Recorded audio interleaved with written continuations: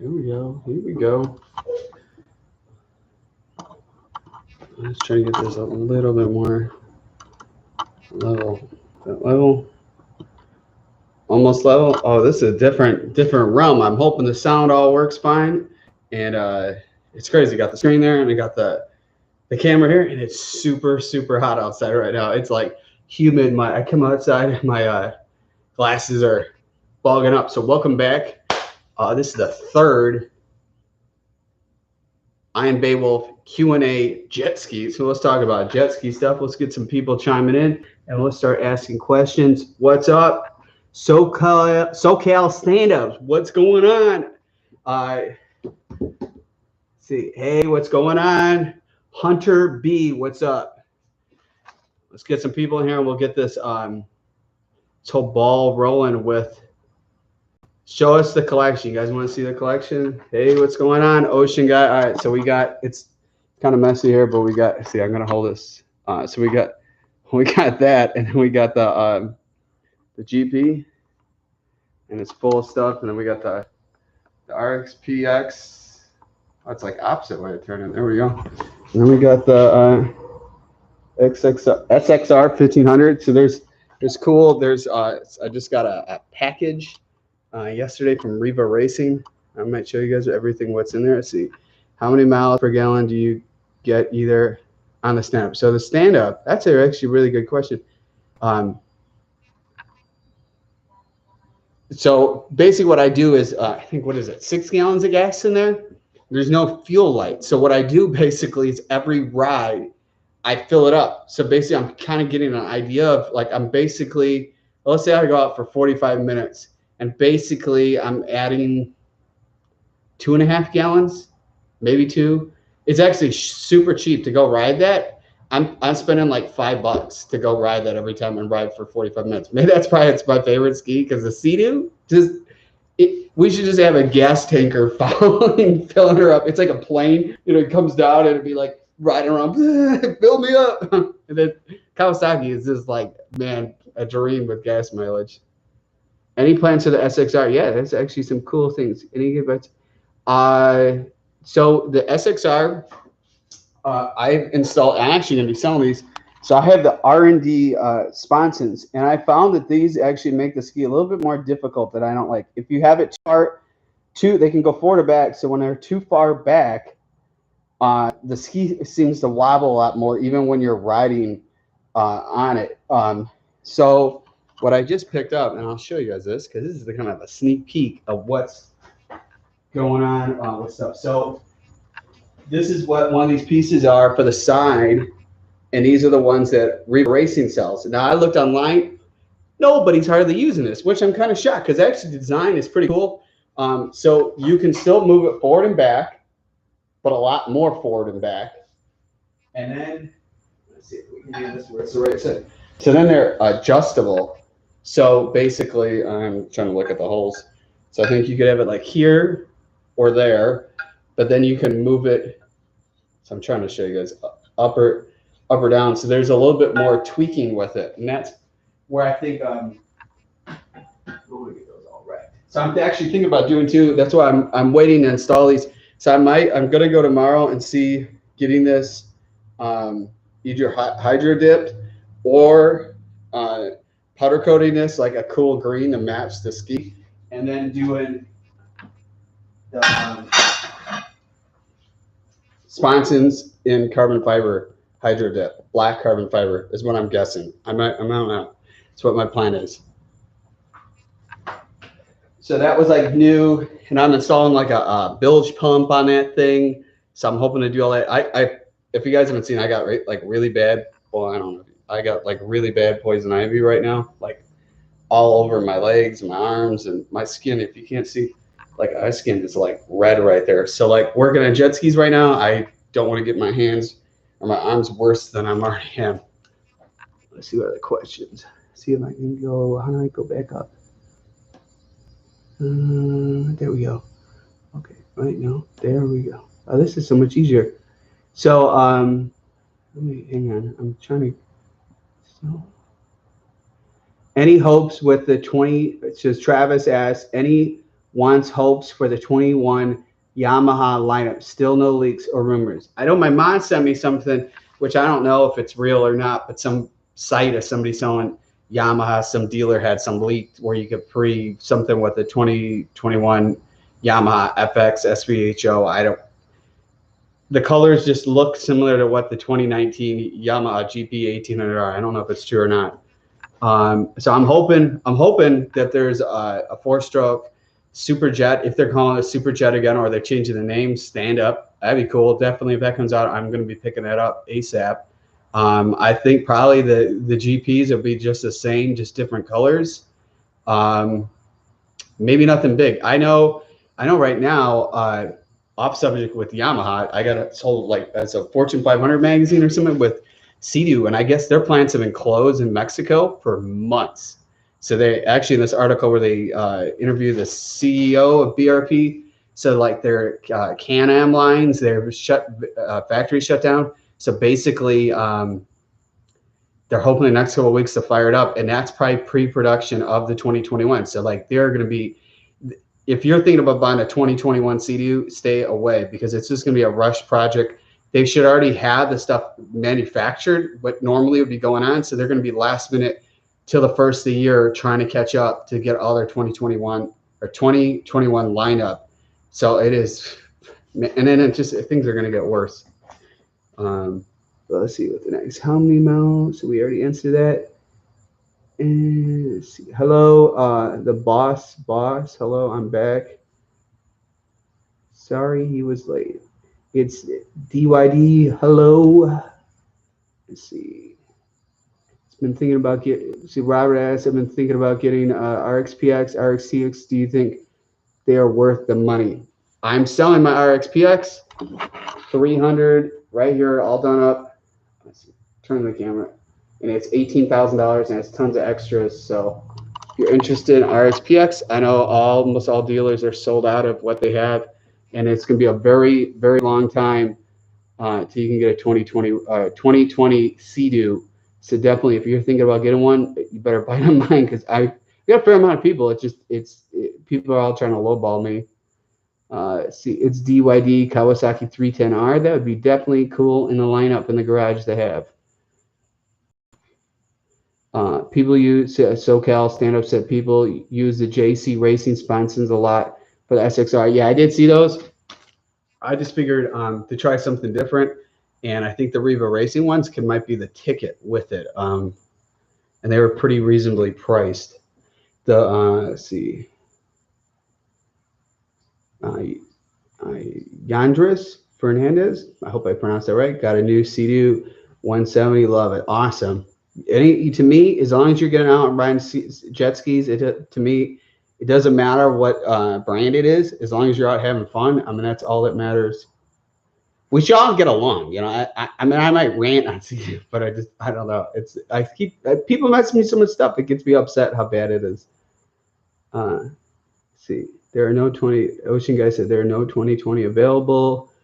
The new 170 is pretty good. Our dealers are empty, nothing in showroom floors. Yeah, all over. Dealers are like getting sold out everywhere. The crazy thing is, I don't really know what's going on here in like Georgia with the Yamaha factories where they're getting built, and I'm pretty positive Kawasaki's in Georgia too. I may be wrong, but who knows? I mean, it's crazy. Let's see, Robert Locke, the RXP-X, RTX, looking at were 10 grand for both with a trailer. It's hard to find one for 10 grand. It had to be a pretty early one, like 2012, 2013. What's wrong with the Sea-Doo? Somebody, Oliver asked, what's wrong with the Sea-Doo plastic hulls? Oh yeah, that's what somebody wanted to know. So a lot of people argue, like the new RXT-X, it has fiberglass in it, but it is plastic. And that's where I'm early on when I got it.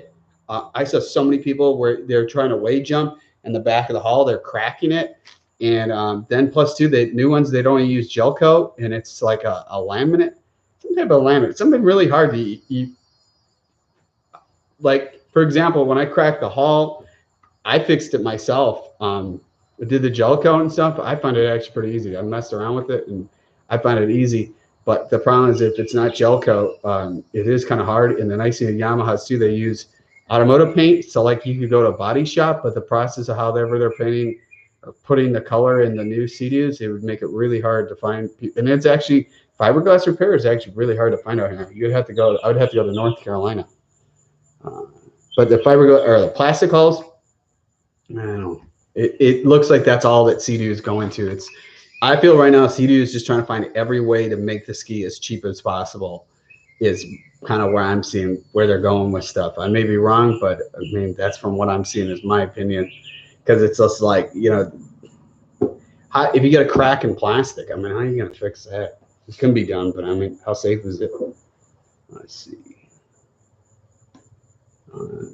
Frank asked, Beowulf, let me and my bro get a shout out. Haha, Long Island jet skiers. What's going on, Frank?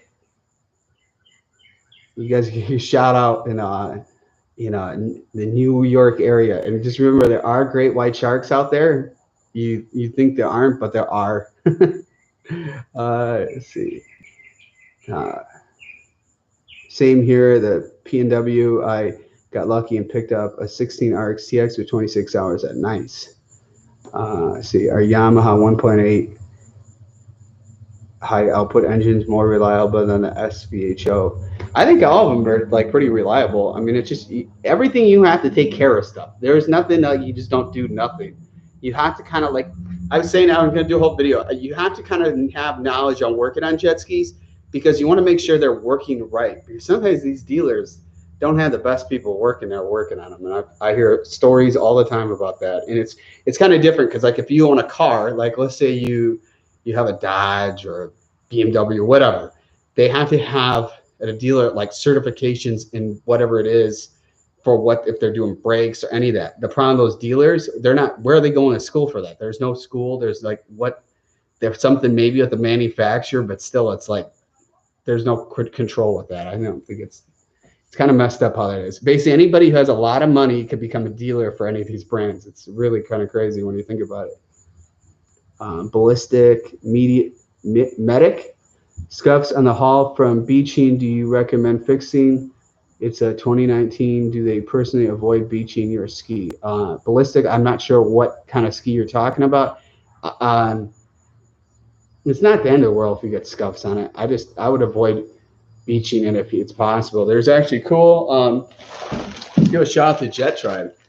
They have this anchor. I'm going to do a whole video about it, but this anchor is really nice, and you fill it up with rocks or sand, so you can keep in your ski. And like, let's say you're somewhere and you want to go to kind of, instead of beaching it, you could fill it up with some sand and then have a little anchor like offshore and stuff. Pretty cool idea with this. And check them out, jettribe.com. Let's see. Hey Beowulf, I have a 2016 FZR Stage 2 Riva setup stuck on the intake grate choice. Which one would you prefer, Riva or WORX? I'm looking straight line performance mostly. I found that WORX Racing has some really good intake grates, but I'll show you something really cool. I just got this in the mail too. So this is the new, brand new intake grate that they just came out with for the GP 1800R. They were nice. There was a big mix up when I ordered mine. They sent me the old one the day this thing came out, and they were nice. Took it back, made sure I was happy, and this is the brand new one that's redesigned for the GP 1800 or the 1800R. Really cool design, and feels a little bit lighter, I have to say, is the new one. The metal looks a little bit different, but definitely this is going to be a cool thing to be putting in a future video. I got all this stuff like already all set up. Let's see. But yeah, I would look at it like a lot of it, look at the design differently, but I mean, either one, you wouldn't have an issue because like the RXP-X has the WORX Racing intake grate, and I got the Watercross of Texas one on the SXR.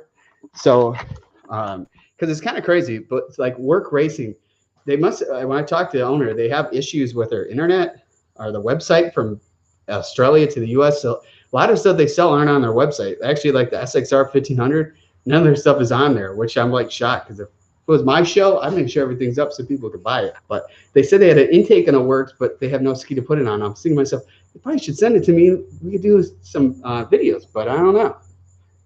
Let's see. Hunter B, have a family-owned fiberglass shop for boats, considering custom flaking for my GP. That would be pretty cool. It'd be a lot of work taking everything out, but that would be cool. Hey, buddy, when you coming down to Tampa, Florida?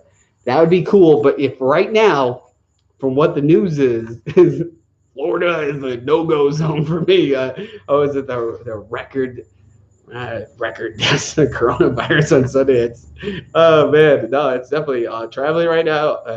I might do another trip back up to the Midwest to do some riding. Is maybe what the plan is before summer ends. I don't know.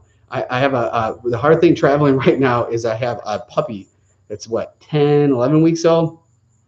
This is giving me a lot of free time, and I have another puppy, a Doberman Pinscher puppy I'm picking up I think next week. So my hands are gonna be full with puppies. Puppies. But it'd be cool to come down there. Let's go ride in Clearwater Beach area, Florida jet ski riders. Yeah, that would be cool. Doing that. Come on, Frank said, come on, Beowulf. We got to get a better shout out than it's Nick and Frankie from Warzone Squad. Well, actually, Frank, here's something just off subject. So what happened to me is I have an Xbox One X. I got Thanksgiving of 2017. My Xbox got the black screen of death, and it does not work. Luckily, I still have a warranty and sent it back. But I've been playing a lot. I just picked up PlayStation 4 Pro, which I'm so happy because it's like I would like be freaking out. So what I do every day is I have like a workout bike in my family room, and I ride like 2,000 calories a day. So when I'm doing that, I'm playing video games, which is actually like a kind of a win-win workout and you have fun. And I've been playing Last of Us. I beat already the first one. I'm playing right now through the second one. Awesome game. And then I got the Predator game. That's like, as a kid, Predator was like the thing. So the cool thing is I can still play Warzone, but yeah, my Xbox, I hope they'll get back in a couple of weeks. So we can still play Warzone, but won't be on an Xbox. See, Creative Outlander. Hey man, what do you think as a first-time PWC, either SVHO cruiser or VX cruiser? Do you think dealer would be willing to sell an FXO cruiser for 10, 12 cash? Might be a dumb question. Well, hard thing with these dealers is, you know, everything, because people always talk prices, and the big thing is where you live, your taxes are different, and that's what you're basically going to be paying. So like you could go, for example, like South Carolina, make a long story short real fast. So South Carolina, we don't have high property taxes. We actually have very low property taxes, but what they get you on is like car taxes, jet ski, boats, whatever it is, you get taxed yearly. So when I bought the GP out of state North Carolina, they were trying to charge me tax, and I explained to them, once it's registered back there, and they're going to charge me tax again. I'm getting charged tax every year. It's not bad. It's like $100-something bucks. Not the end of the world. And I think I got out of paying taxes with them, but that's the one thing to think about when you're purchasing stuff, is that sometimes when you buy it used, then you don't have to pay the taxes. But then, you know, everywhere has different with registration and all that. It's hard. If you go to the dealer and see you have cash, I don't really think they're going to budge on stuff, especially right now. Jet skis are in huge demand, and I think most dealers are going to could finally be selling stuff over sticker because there's such a demand. That's what's going on with the cars, like the Ford Bronco. That's going to be so. When they finally come out next year, it's going to be crazy overpriced. I think purchase what you can afford, and a lot of times when you take these loans out, you get with fees and all that, you're actually paying a lot more than with interest and stuff. So that's something to think about. Hopefully, if you're at a dealer and you get to see what's available, because right now it's kind of like you got to get what's out there. It's kind of a hard thing, but either one, it wouldn't be an issue. Thank you for answering my question, mate. No problem. Is there any way I can support you if I buy a Jet Tribe gear? It's not on your Amazon. Yeah, the hard thing, they don't list any of their stuff on there. There actually is in here. If you look in the chat, you could show support for Am Beowulf, and there's a money sign. I'm not asking for money, but you can donate money on there. if you guys are willing to do that, that'd be awesome. But it is not necessary to be done. Yeah, definitely. But definitely, call when you call Jet Tribe, call them up and tell them I Am Beowulf sent you, and they'll hook you up. Definitely, I got all different stuff. They sent me stuff. The review I showed last live stream. They got these cool glasses, and then they got the you put these like the toe straps in the front. So definitely gonna be some videos showing that. And then it's cool too. I got this. They call it the Manifold Girdle. And this is going on the RXP-X so that the intake manifold will not split in half. This is probably like a must. When I was talking to one of the guys, I'll give a shout out to Will with sales with Riva Racing. And he, definitely he's the one to talk to if you're calling them to get orders and stuff. Tell him, I Am Beowulf sent you too. And he was telling me that somebody on a bone stock CDO, I think it was an RXP-X or whatnot, was just jumping waves and actually split the intake manifold.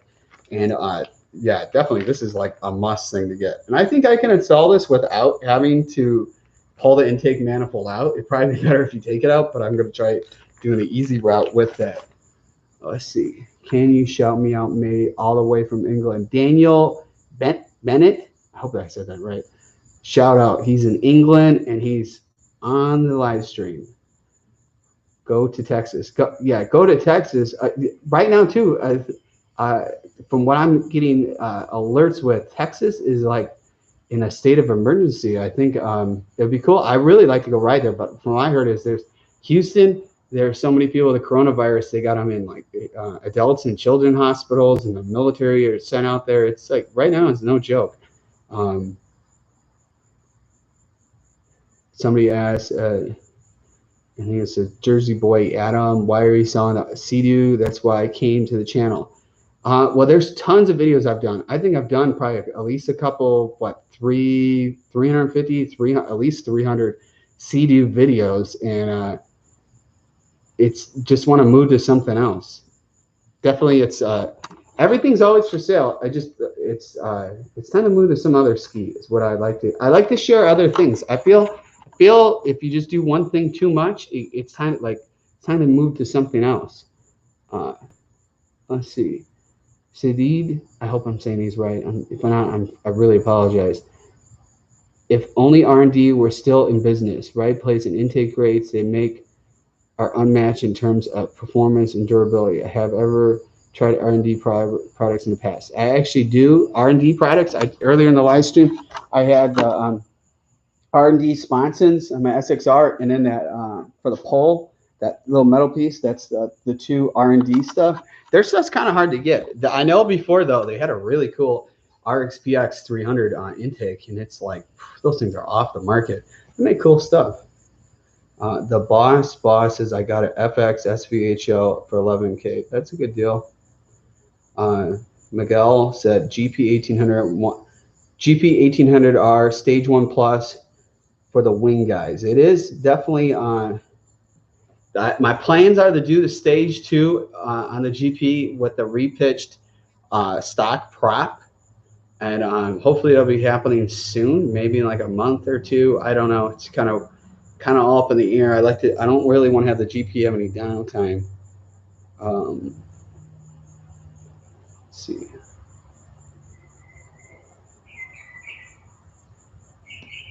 Somebody, Daniel asked, how do you have so much bread? I just get messed and make good financial decisions in life. I don't know. I've kind of had it's kind of just stuff timed out. I didn't get everything at once, except for when I got the two CDs. I don't know. It's good to sell something, and basically, like the selling of the RXP-X is just going to move into some other ski is what the plan is. Just like to have my options open. Ever own? See, Hunter B said, ever own one of the two-stroke GP 1300Rs? Had one for a few years ago, and the motor blew before I could do much with it. Very light ski. I was trying to get my hands on one of those. My brother has a Yamaha Waverunner 1100, and we just actually got that back today. And I probably shouldn't say all what happened on it, because I think the person watches the channel, and I'm going to keep my mouth shut. I want to be respectful. But yeah, there's definitely, I really like to get my hands on a Yamaha Wave Blaster. I've been like like on the prowl for that. And I really want to find one that's clean. I don't know if one that's all done up, but I know a lot of the parts are very hard to find. So it's kind of one of those things that something broke on it, you might not be able to get it again, but still they look like a riot to ride. Clunky said, what little things that can get a jet ski a little faster? Well, that's a good question. It all kind of matters what ski it is and what year the ski is, because if it's a 2-stroke, it's a little bit harder what you have to do, and a 4-stroke, it all kind of matters what's on the market with it. Definitely, if you're looking at doing like stage kits and what could be out there, give a shout out to Riva Racing, and they definitely have stuff on there. If you go on there, you can kind of get an idea of a package deal to do. And call them. You actually, good thing is call Will Bina at Riva Racing and tell him Am Beowulf sent you, and he'll help you out what can be done. On top of the see, Paul P said, on top of that, you should have insurance. Definitely insurance is an important thing. I have insurance on all my skis, and definitely don't go out riding if you don't have insurance, because if somebody hits you, I probably said this before in past videos, my mom, when she was back in high school, got in a boating accident. My boat jumped over my mom's water skiing. The boat almost hit my mom. And I'm not sure if it hit, whatever happened to my mom. Somehow my mom got really, I think she got whacked by the boat, and she was like a full body cast, and then the boat shot over my grandpa's boat, and the prop from the other boat cut my grandpa's head open, and he had like a steel plate. Like, no joke. I'm telling you all the time, boating is like super serious. And then like they were like, I think my uncle was real little, and he wakes up from the accident when he's on the boat while it's sinking, and my grandpa's like, yeah, it's definitely no joke. You got to be really safe when you're going out there.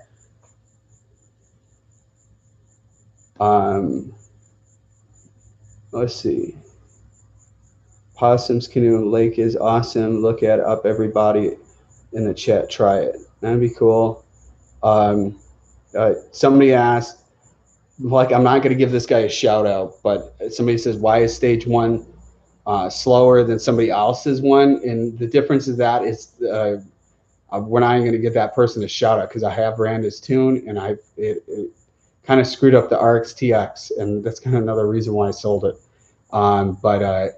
Yeah, so Reva makes safe tunes, and the difference, I did a whole video talking about this, so make sure you check that out. But Revas are made not just to go straight, it's made to go left and right. And some of these other ones out there, we're not going to say names of who these people are,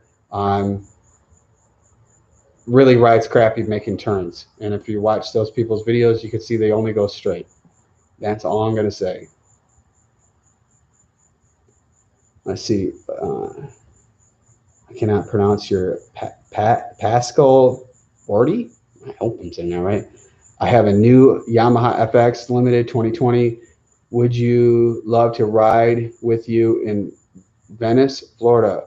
Wife and I are newbies. 40 hours of riding, super machine. Yeah, definitely be cool. I plan on doing once the world gets normal. Like, that's what my whole plan is this summer. I was actually going to just go riding coast to coast is what my plan was. And with everything going on, traveling is not an option. That's why I took that trip to Illinois. I got to stay at my parents' house, and it was like the best deal with the dogs, but plus it's like was the safest with not having to stay at like a hotel. Oh, it's so humid outside. Whew, I'm sweating. How fast do all your skis go? That's a good question. The Yamaha, well, man, you'll have to wait and see. I got this military GPS, so we got to see what the Yamaha does, and it's pretty interesting. I'll be in a future video. Let's see, a lot of questions. This is a lot easier using the computer, because I can just, that's why I'm not looking there. I'm like, if you can see right here, I have the computer, and I'm like, it just makes life easier. So I'm like kind of looking. So what is your dream jet ski to have, Yamaha wise? Well, I have the GP 1800R, so I think it's a dream. It would be cool to have a Yamaha FX SVHO. That's going to be interesting. They might change stuff with that coming up with the 2021s, because it is what it would be the 3rd model year with those. And definitely, I think in the next couple of years, I think there'll be a whole new generation GP 1800. If they're still calling that, it's going to be called something different. That's what I'm guessing. I think a lot of it, the hard thing is like cars, you can publicly see it because they have to do all these tests with the government. driving around in different conditions and whatnot. And the jet ski stuff, that those manufacturers, they could just have a private lake and you wouldn't even know what's going on. They keep that stuff real tight. But I think this 4-stroke Yamaha Superjet is a reality that we will see. There's too much rumors going on that they couldn't be true. Somebody says, Daniel said, thank good pronunciation of my surname, mate. Cheers for the shout out. No problem. Paul P says, oh my God.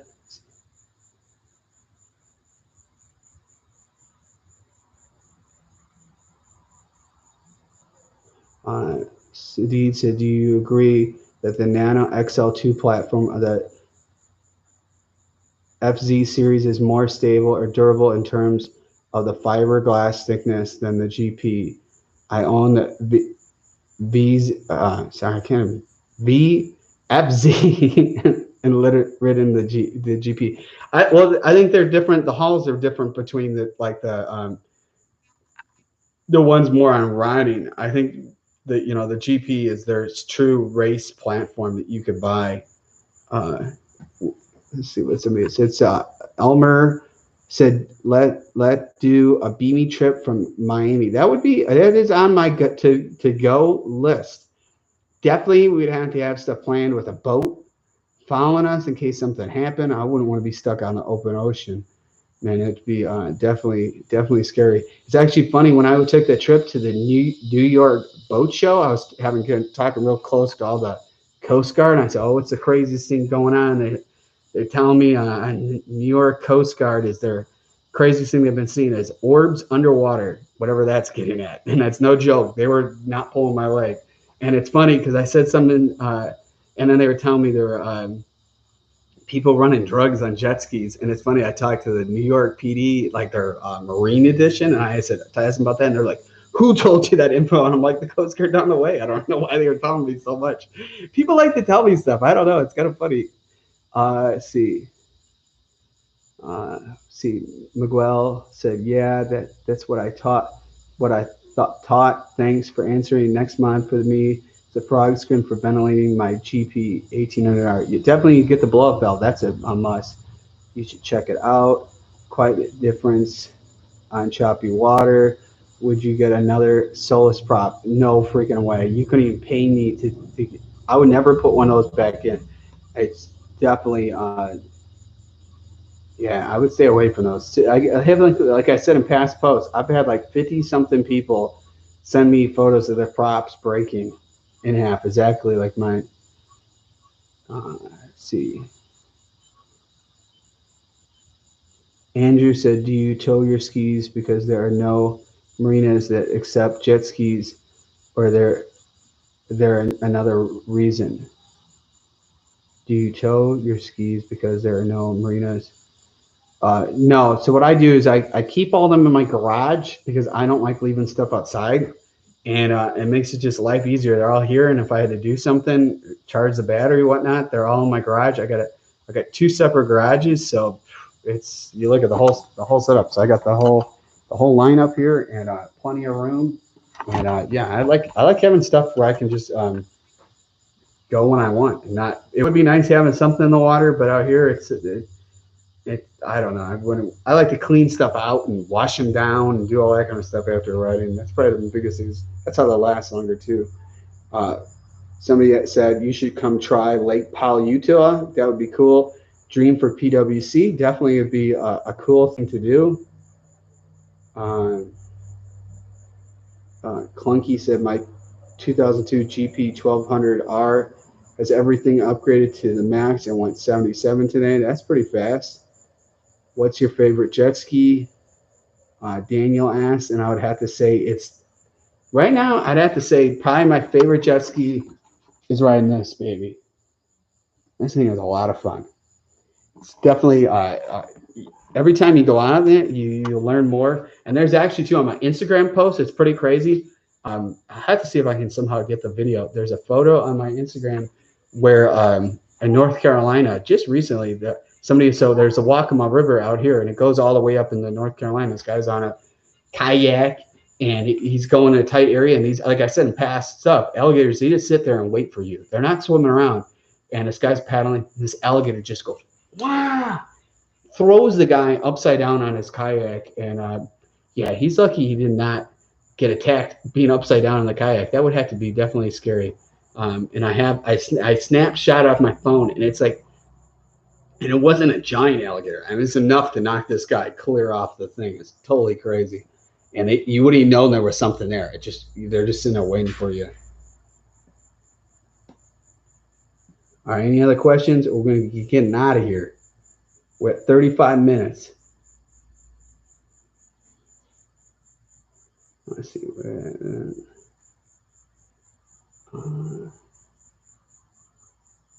Somebody asked, what's your favorite jet ski? I answered that.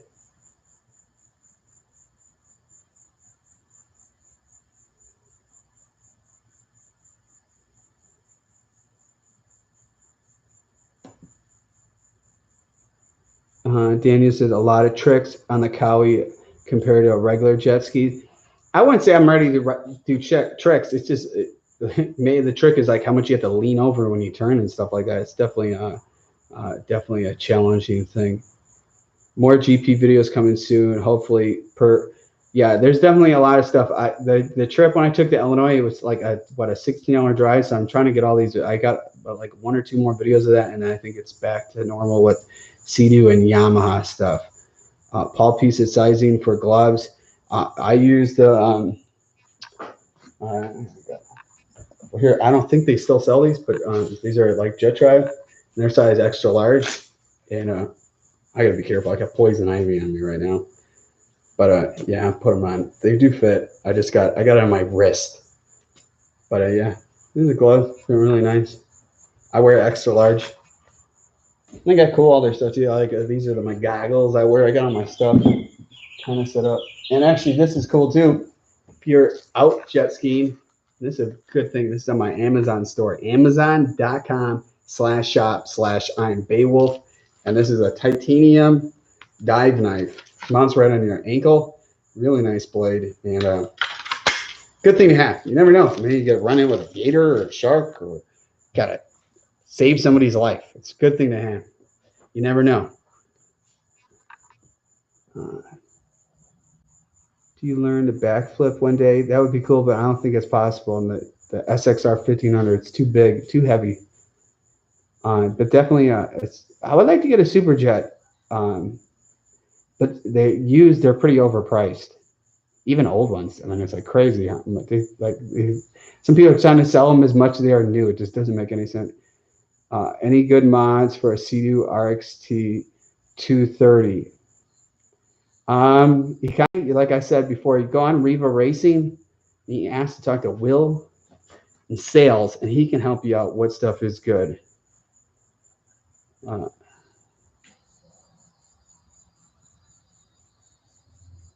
Let's see. What's your opinion?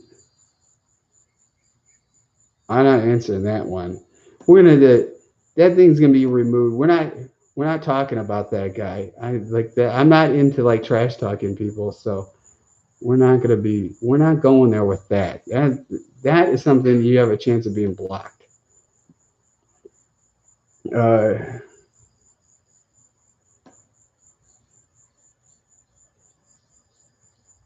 Any other questions? Let's see. Wait, what's up, Beowulf? What do you think about the Cowie 310R handlebars?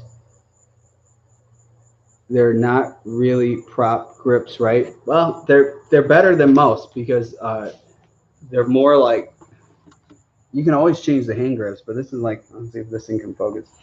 These are the ones that I've added on the Yamaha. And then that's kind of what the factory ones are. And then Riva Racing actually sells like a whole different, let's see if I'm putting my hand right, the handlebars where you can actually change the grips.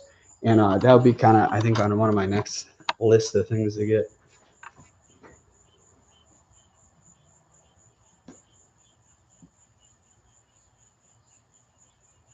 Yeah, so Daniel said, yeah, I saw that. My mom sent me that online. I couldn't believe it. That alligator was like, and I think she found another one, and I haven't checked my phone to see if I've looked at it yet. Hunter B said, would you sell the 2019 with 50 hours? great condition and taken care of.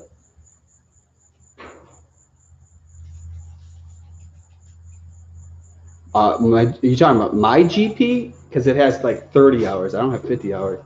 Everything's always for sale, but it has to be realistic. I put a fair amount of money into it. You can always DM me on I am _ Beowulf on Instagram if you're interested in purchasing any of that stuff. See, the boss. What? Thank you for the awesome video. Going to head out. See you later. How do you like the RXP-X? I think the seat is awesome on it. I think they're nice. I just think the future of you guys are gonna all see in the next year or two. I think CDU is gonna take a big nosedive on stuff. You guys are gonna see that, and you heard it first. I am Beowulf. I'm telling you, there's just. I think the quality control for the issues I'm seeing with the 2020s. I think I've seen multiple stock. Their supercharger like exploded, like burst apart, crazy stuff. And then there was another guy. I think he had a 2019, and I don't know how many hours, but I think it's stock. And he was DMing me on Instagram and telling me that he got oil with his coolant and the engine's gone, and he doesn't even know what's going on.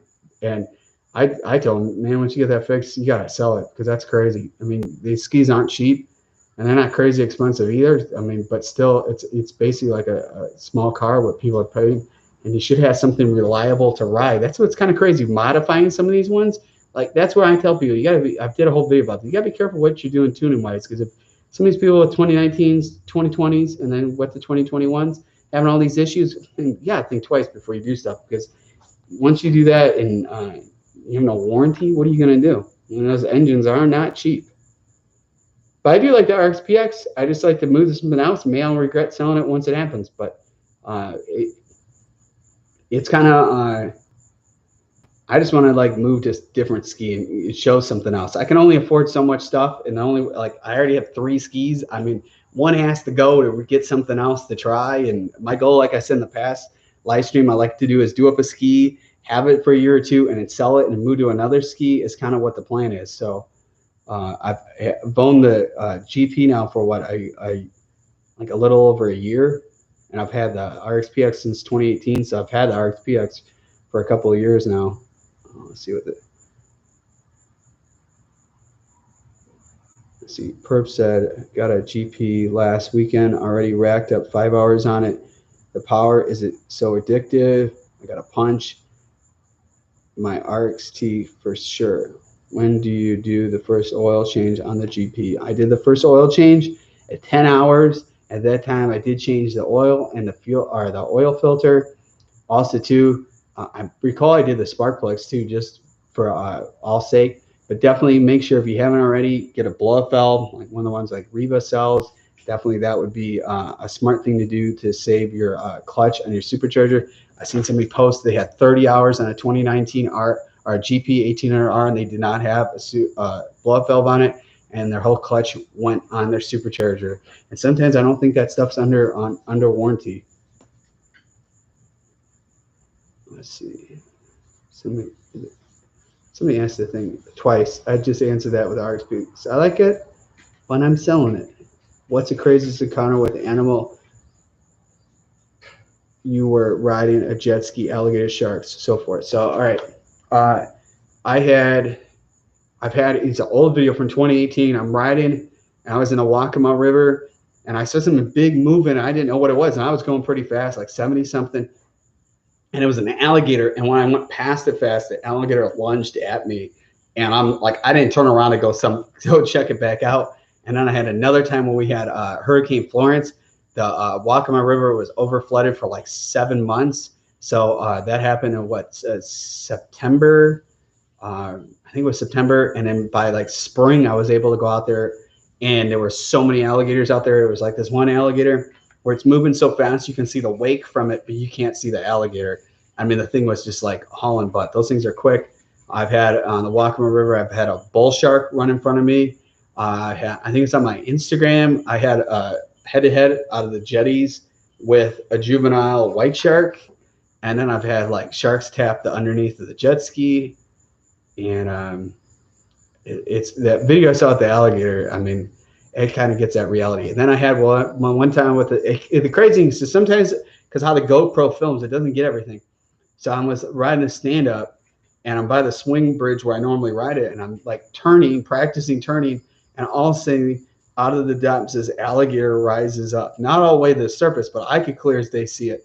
But kind of how the camera's angled, maybe it just like I could see it with my eyes, but I didn't turn my head fully, so did not get it in. But I did see it, and other people live around there told me there is a giant gator that looks there. So now I kind of every time I go ride it, I'm thinking, now when I'm in that no wake zone, I go a little bit faster because that's why I'm kind of want to know what's behind me the whole time. Because if a gator's following me, I want to make sure I can punch it out of there. But yeah, that's kind of what those definitely. You got to be careful out there. There's been times too out here where people have been jet skis washed ashore and they never found the person, and I never found a body. And most likely something not good happened. Hunter B, not yours. I have one. Just asking your opinion. Selling price for it. It kind of matters what's all done to it. What you're asking, and kind of look what's going on in the market with them for sale. For some reason, there's a lot of people selling Sea-Doos right now. But there are people selling like 2020 GP 1800 Rs for pretty decent price used, but you don't know if somebody did something to it. I don't know.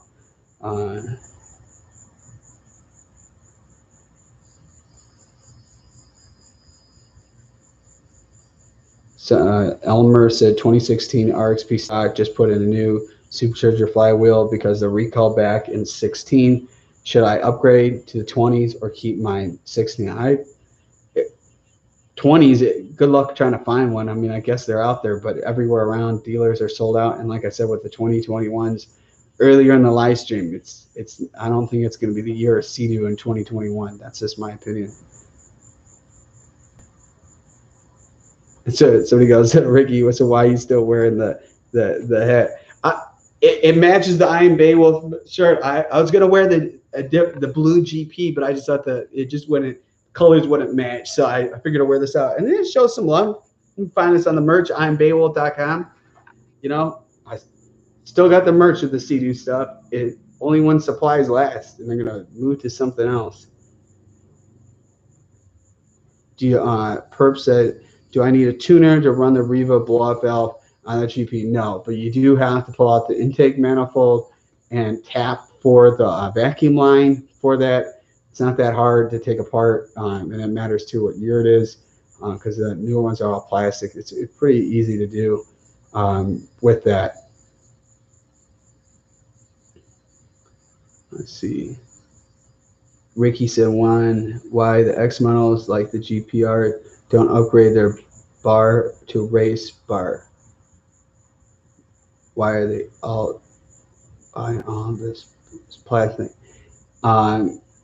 I just kind of think when you look at the racing world with Sea-Doo, like they win stuff, but they're not all talked about. And I just think it's funny because when you see some of these races, some of these racers that are sponsored one race, they're in the RXT-X, and when it becomes a real technical thing, then the RXT-X is out of their little cards and they run the RXP-X because they know it's like you can kind of see that Sea-Doo is trying to plug the RXT-X models because you got to look, they're all sub models like the Fish Pro and all the sub ones underneath. It's like their giant universal ski, and you can't, you know, if you want the GTRX, they don't even have like what previous years that were using like the same hull. It's like the RXP-X.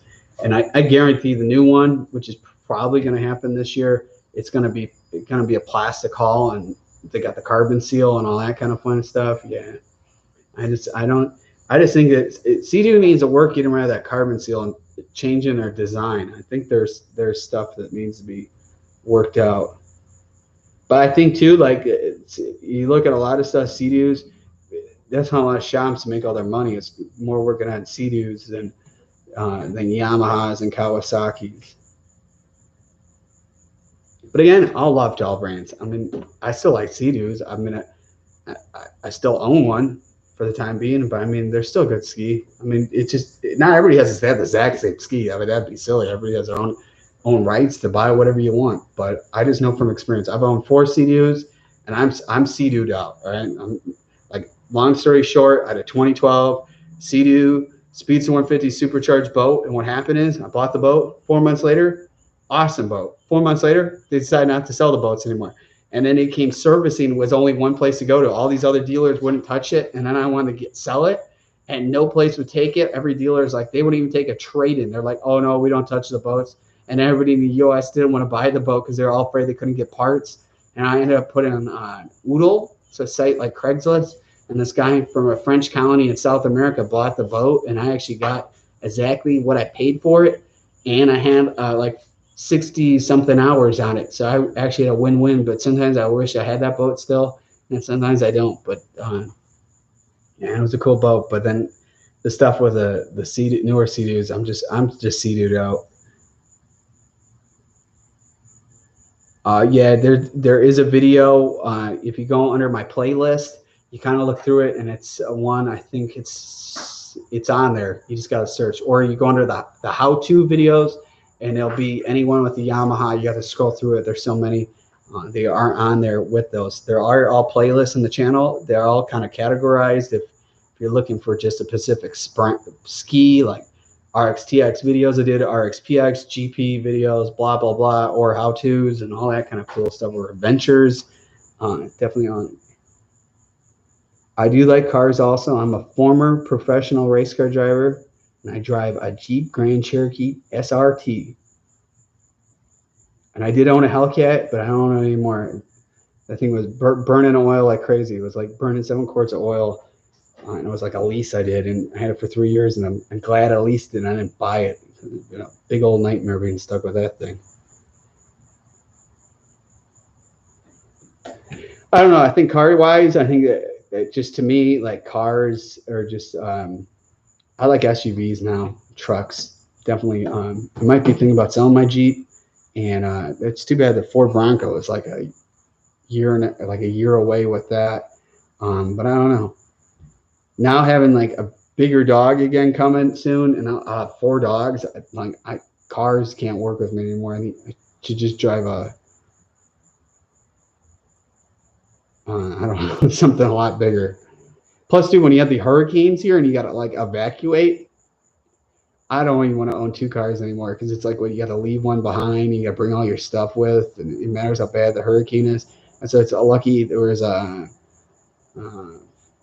wave over in Africa, or what, from Egypt. There was some sand or dust. It's supposed to avoid the hurricanes, and then that one was heading up to like New York area. And definitely, yeah, it sucks when those hurricanes come, and then some of you stay here, and then some of you have to flee. Yeah, the new Bronco, it is definitely on my radar. But it's crazy. They had like where you put $100 down, and then you got to wait a year. It's just like that Tesla. What is it? The Cybertruck.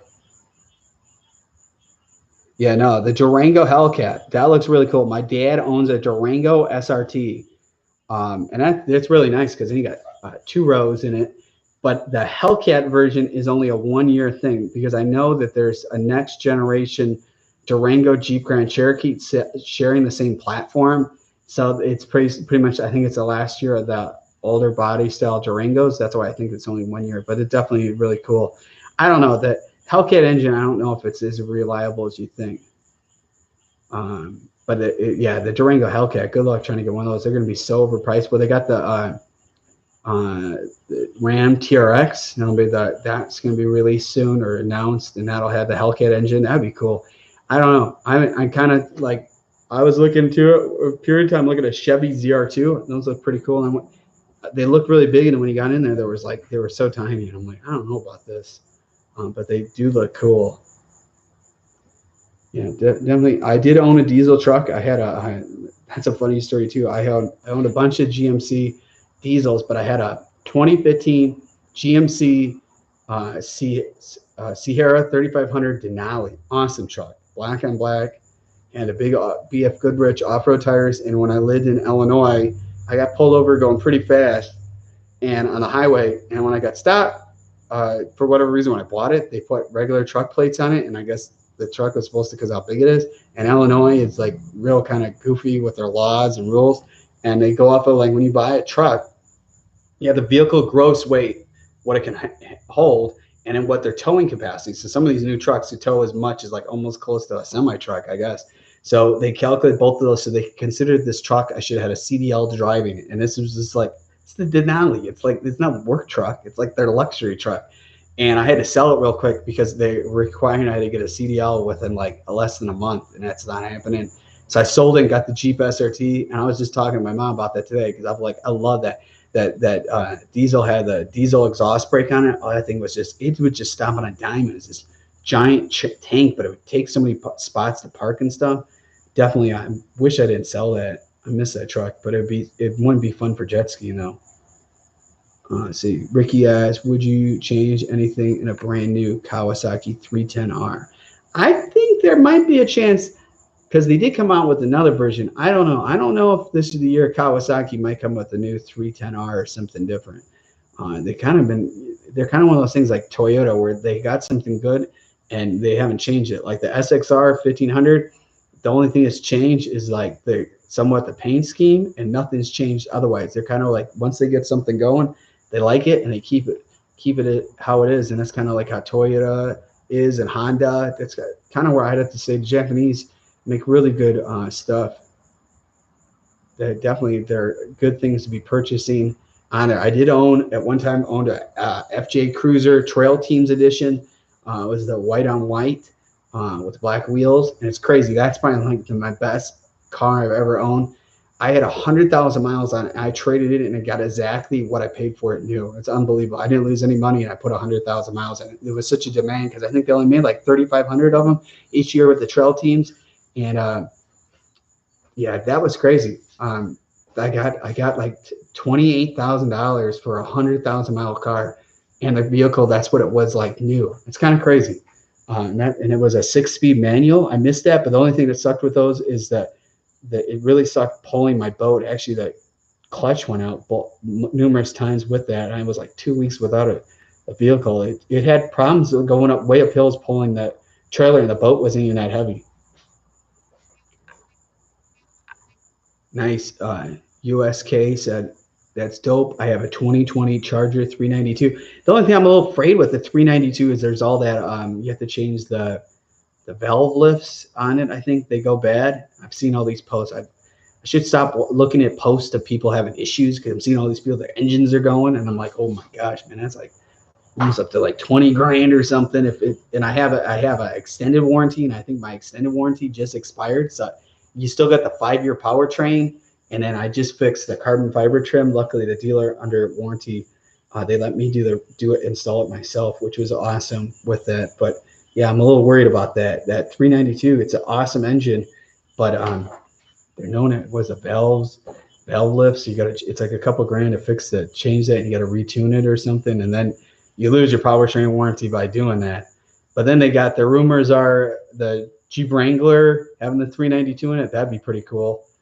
Kind of put those businesses out of business doing those engine swaps, and they're putting the 392 or the Hellcat engine. But I don't know why a Jeep Wrangler would need to have a Hellcat. That's crazy.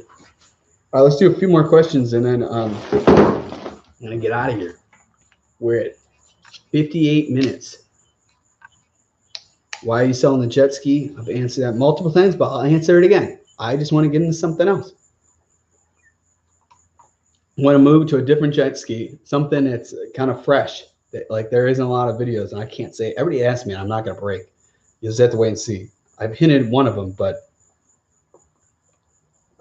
Durangos are sick. I'm telling you. But he has the all red interior, white, and his seats are fitting. But he likes it a lot. I have a second YouTube channel. It's the Beowulf Nation. Check that out. Hit the subscribe button. But that's where I do all car videos on there. I have a bunch of stuff to do with the Jeep. Right. Joshua said I got a 2018 Durango Citadel with a Hemi. They're awesome. I tell you that the SRT one is really hard to find.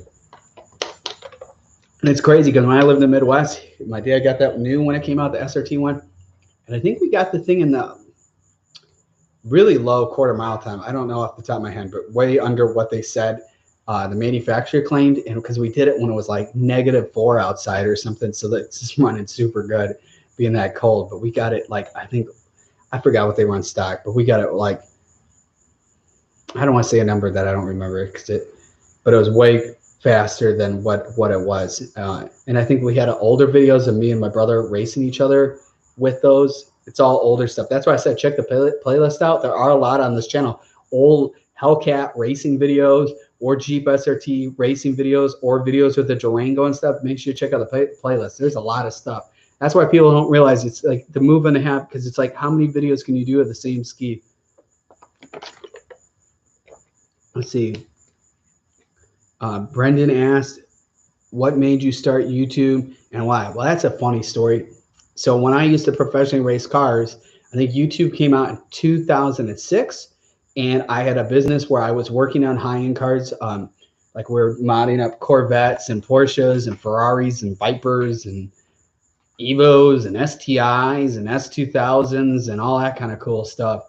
And I did YouTube videos back then, and at the time YouTube did not it's not what it is now, and it's kind of too bad because and plus new technology. Like when GoPro first came out with my business, we were selling GoPros when they first came out, and that's funny because that's when GoPro had the standard definition and you had to put batteries in it. And I think I did like a massive order, like $80,000 worth of GoPros and stuff, like crate after crate. And we went to a go-kart show, and this is when GoPro, like nobody knew what it was. And I did all these videos with it, and my brother at the time was way younger, and I think he sold that weekend like $8,000 worth of GoPros and stuff, and he was like a little kid. And it was really cool. And then what happened is then people like Walmart and all them started selling them, and then they had the map. The biggest thing when you're selling products is your map pricing. So if the company says, like if you're a warehouse distributor or you're getting from a warehouse to redistribute it, they all require map pricing. So yeah, once it became like that, it was a little harder with selling them. But I was doing videos, and then it wasn't the whole monetizing. And I think when they started doing that earlier on that, it was like real strict. And it's kind of funny because I was filming stuff back 2013 and still doing stuff. And because I had a Mac Pro tower and I had the Final Cut Studio. So I've been messing with Final Cut Studios since 2008. So it's kind of like I'm one of those things. I bought all the equipment and just knocked out in it. And I like doing it. It's fun. It's one of my things I like to do. I totally enjoy it. And that's kind of where I did it. And I just like to be the one to tell people what's going on. I don't like to be fake and be like, oh, it's this brand or nothing else. I like to be like kind of like showing you guys everything and where I'm actually using my hard-earned money showing that. And there's a lot of people out there that might be just pro one thing, or they're just trying to sell stuff. And to me, if you don't want to buy my merch, if you don't have to, but it's cool if you could support the channel doing that. But it's not like I'm plugging nonstop. You know, I like to show off cool stuff too. When you see like Jet Tribeson's cool stuff, I mean, I like to show that stuff because their stuff is really nice. And I like the partnership I have with them and stuff with Riva Racing I do. And but I like showing you guys stuff. And I wouldn't say like one brand is like the ultimate brand, but I like to show stuff and be real about it and not trying to be, you know, I'm not trying to sell jet ski parts. I've been there and done that life, and I really don't want to do that. I was approached about doing that, and I'm like, no thanks. I've been doing that, and because I was a warehouse distributor of like all these brands, and I don't want to do that anymore in life. No thanks. But YouTube's fun. It's a lot of work though. It's not, when you guys watch a video, it might be like 20 minutes. It might take a couple hours, and you gotta wait for it to upload and all this stuff. To make one video, you're probably investing like 5 hours into it. And it might not seem it, but it's no joke. See, Hunter said, just put in a request quote for a 2020 GP. I'm going to trade my 19 in. That's if they are available. Website says it is. Guess I'll find out. Yeah, the problem is a lot of these PWC trader or these dealers, they might claim they have their inventory and they're not in stock. Ricky S. Is Riva Racing the best out there? With some stuff, I had to say yes, and some stuff I would have to say no. But the big thing, a lot of their parts and tuning, they put everything on an actual dyno, and that to me shows of what the level they are as a company. And they've been around, you know, since the 80s. They have an actually interesting story about how they all started and stuff. And I think there's a lot of stuff they sell that are really cool. And but there are other companies like WORX Racing has some stuff that they don't sell, and you kind of look at the two and kind of decide from there. But I do think Riva Racing, like their Maptuner X, if you're looking to tune, that is the way to go, because it's all, to me, it's not about how fast you are. Like, who really cares you're the fastest jet ski or that? It, to me, is the most important thing is that you're the most reliable jet ski. You're not having issues. Because I definitely tell you, there's a lot of other people out there modding skis. They're not showing you guys the true story of what's going on behind the scenes. If something went issue with the ski, I wouldn't hide it. I'd show you guys. I'll make a video and talk about it. Nothing to hide about things. Keep it real. Joshua says, see you later. Man, loving the live streams. See, 2 more questions. I'm out of here. We're now at an hour. Brendan said, is the stand-up jet ski as hard as it seems, or is it fairly easy to get used to? Well, that's a good thing. So what happens here is, like, if you've seen this one video, I had really big problems getting up, and it's crazy. That video is really viral. It's actually almost up to the top SXR 1500 videos in search terms. So to me, it doesn't matter. But the hard thing is that current really makes a difference with that ski. So like out here, you don't realize how strong the current is until you're actually riding on that. Like sometimes you're riding, it feels like it's on black ice. So that's why earlier in the video I showed I got these new Riva racing sponsons that can go forward and back, up and down. So we can really make sure that SXR is dialed in, that it makes it easier to ride out here. Because I went to the last video I uploaded, I was at Silver Lake, and I'll tell you the next video, I'm like hanging off the side. I'm going around the whole lake, and it was just like a dream to finally realize how it is. But there was no current there. And then as soon as you go to like here, it was a lot harder to ride. But it's not easy. People all say gun it, and it's not. When you're on a narrow river, what you watch some of these videos where I do fall off, like when I was at Lake Geneva and stuff, the ski moves really far. And I don't think the video shows justice how far it really moves. Now, if you're narrow part of the intercoastal, what if the thing shot to the right? You might slam straight in a dock, totally damage the ski. A lot of it, you got to be a little careful you don't wreck your equipment. Even though you have insurance, it is some stuff that's like you cannot be repaired, and you can't keep on filing insurance claims either. But it is fun ski. Definitely, if you're looking, try one out before getting it, because there's a lot of people sell them because they find it too difficult to ride. Brendan asked, we want to have an update on your brother's jet ski too. I got it back, and I have to get the thing fixed. So that will be soon, and videos of that thing hopefully getting back on the water. Yeah, Cringe said, yo, what's up? All right, one more question, and I'm chiming out.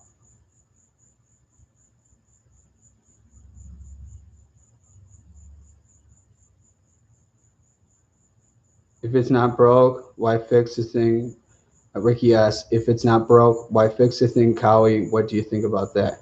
Yeah, I think that's the one thing. I think the big thing, I think Kawasaki, maybe hinting where I'm going at with stuff, but I think Kawasaki's way, people don't realize them. I think their marketing, I actually like to give them a call. I think their marketing needs, with jet skis, maybe with bikes and all that stuff, they're known, but I think jet skis, they need to hire me to be doing their marketing, because I think that they are losing a big market out there.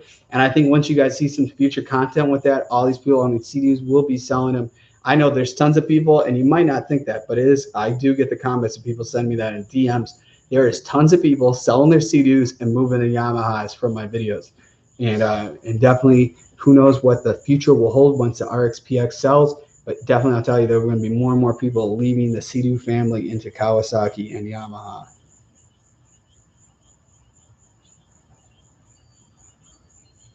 Brendan asked what's wrong with it. I have to look it all out. Where it was being worked on, it did not get fixed. So I need to get the thing all figured out.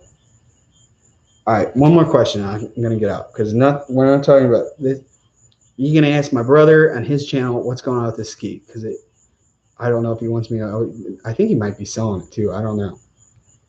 Might want to get a different ski. I don't know. One more question. I'm chiming out. We're at 1 hour and 9 minutes.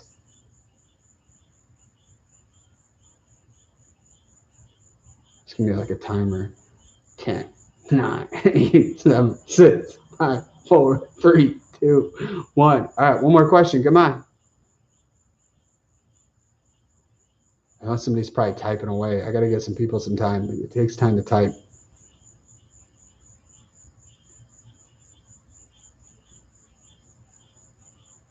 I hope this camera worked out too. Definitely, it's I like how this thing works. All right, Brendan, peace out.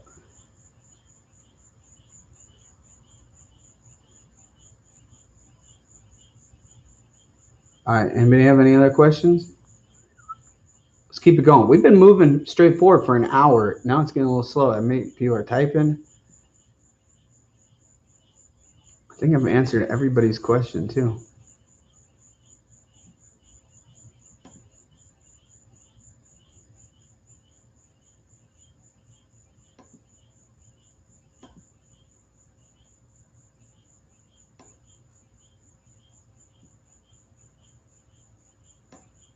Let's see. Andrew said, what's the best Sea-Doo for you? The best Sea-Doo for you? I guess that would matter what you're doing riding. If you're riding a bunch of people, you got the RXT-X. But I also think too, you shouldn't, if you're new to jet skis, you shouldn't buy the fastest one. But RXP-X is for their like racing style one. I think the RXP-X is the best one.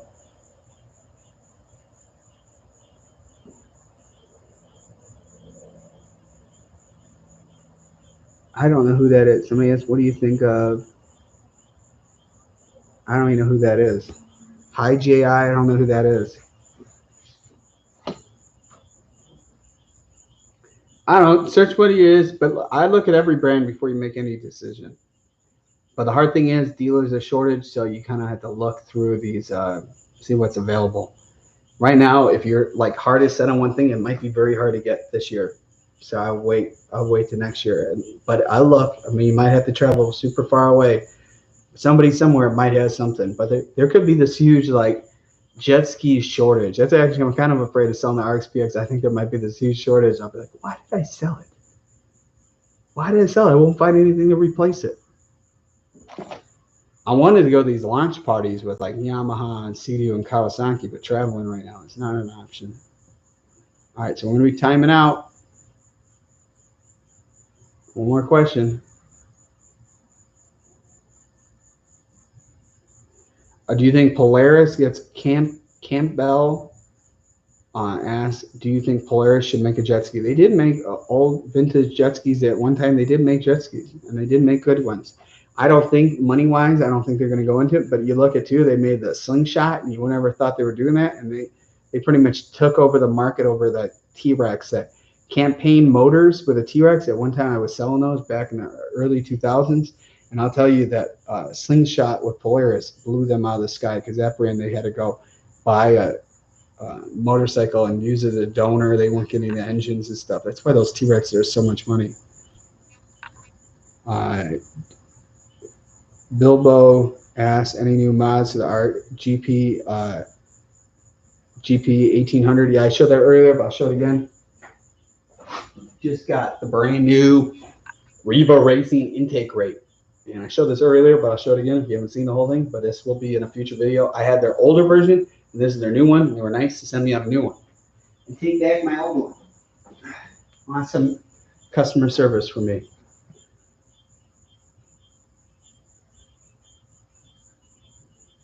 Ricky says, straight up, dude, talking real, no bull or marketing. Peace out, Beowulf. See you later, man. Later. Oh, Andrew, people keep on hitting me on this stuff. So Andrew asks, would you buy a 310 Ultra? Yeah, maybe like a 310 Ultra R. That's not hinting what's going on. And it's, so I'm looking at, I've told this in the past, looking at a Yamaha Wave Blaster. I want to get a vintage, my own vintage ski on the channel. That's what I'm looking at. And I'm looking at possibly getting a Kawasaki Ultra 310R or a Yamaha FX SVHO, or waiting to hear about if the Yamaha Superjet 4-stroke comes out. I'd be really stoked if that happens. That would be a game changer, and that would actually be really cool to have this comparison of the two. Mig said, I just put an intake grade on and I lost speed. What ski is that you lost speed on?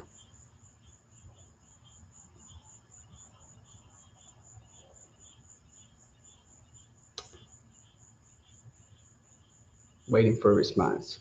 Mig, what ski was it that you lost speed after installing the intake grate?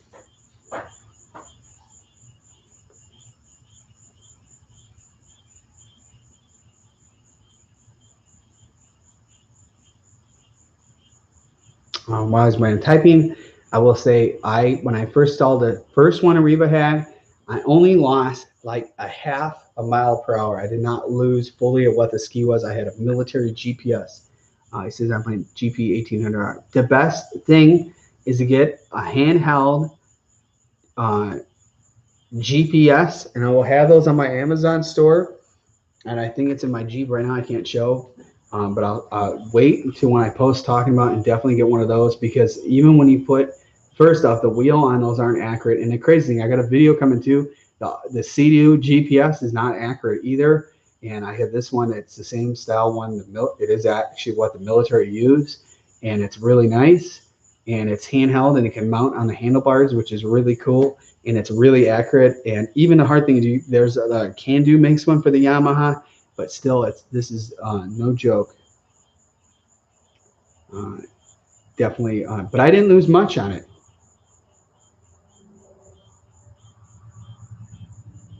Andrew Brown asks, any advice for somebody with their first jet ski? Definitely buy what you can afford.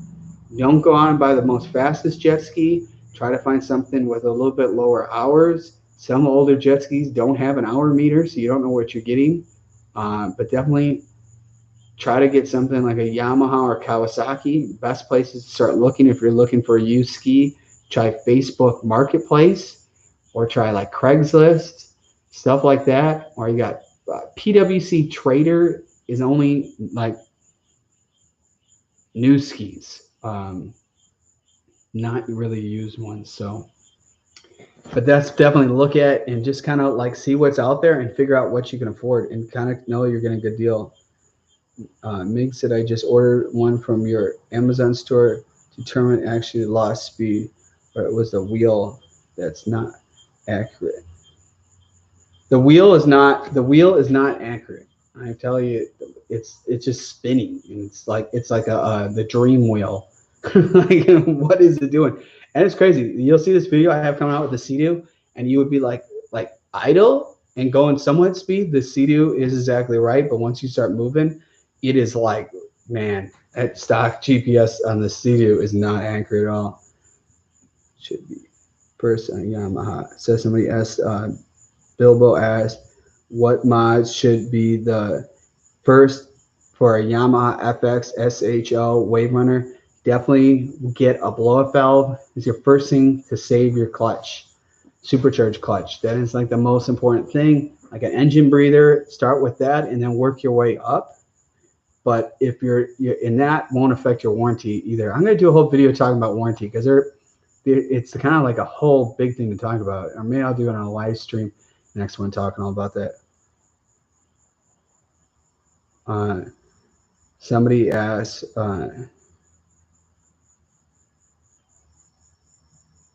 Eric asked, what typing's not right. So what would I get, GP 1800 or Sea-Doo? I go Yamaha. Somebody asked, John asked, top speed in the GP 1800R. I've got 77 on the dash. Anthony asked, why wouldn't you get rid of the RXP instead of the RXT-X? Well, the RXT-X I got rid of like over a year and a half ago, or over a year ago, and don't think twice about it. I mean, other people might like the ski. I just wasn't happy with the ski anymore. I got quite bored riding it.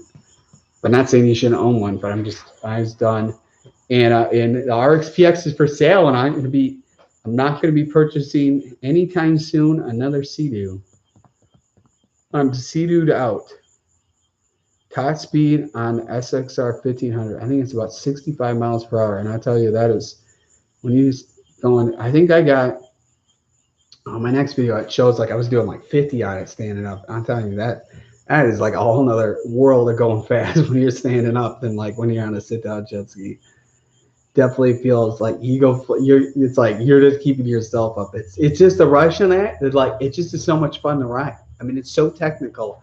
You realize just how easy sit down jet skis are to ride. That is it's kind of interesting because like when you look at people like uh, Michael Jordan or Dennis Rodman is the best comparison.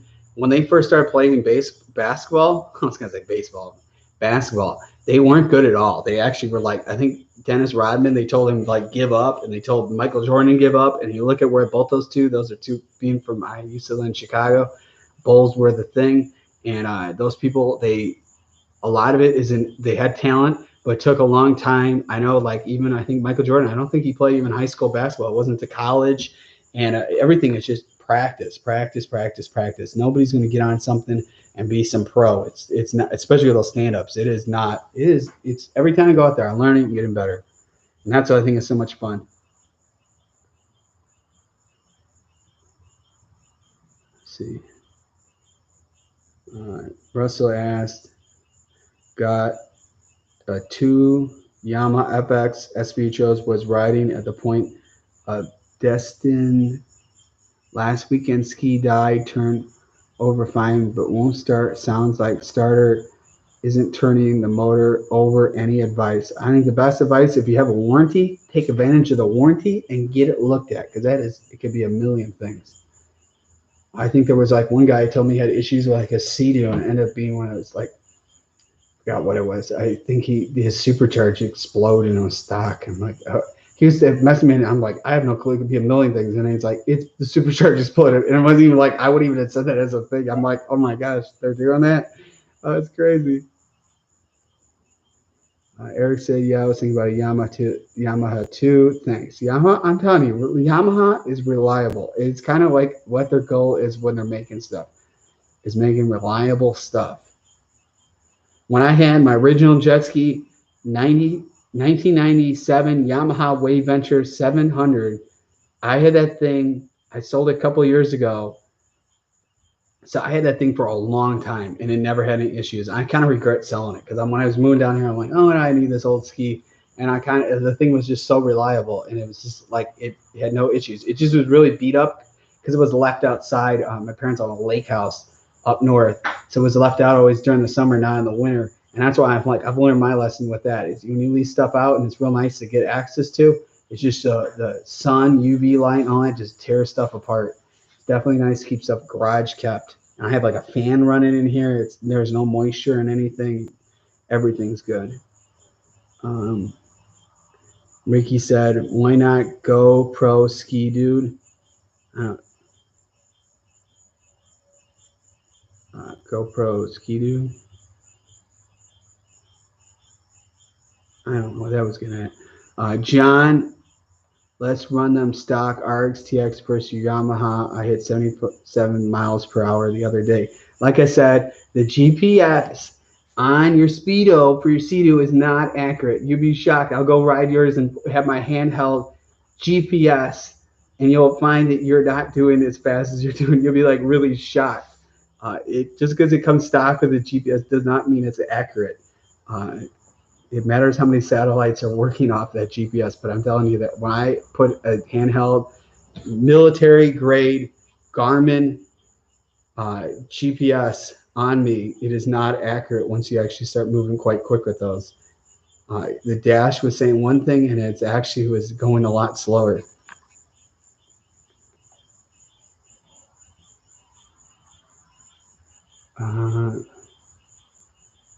And plus, like, my ski is so far from stock.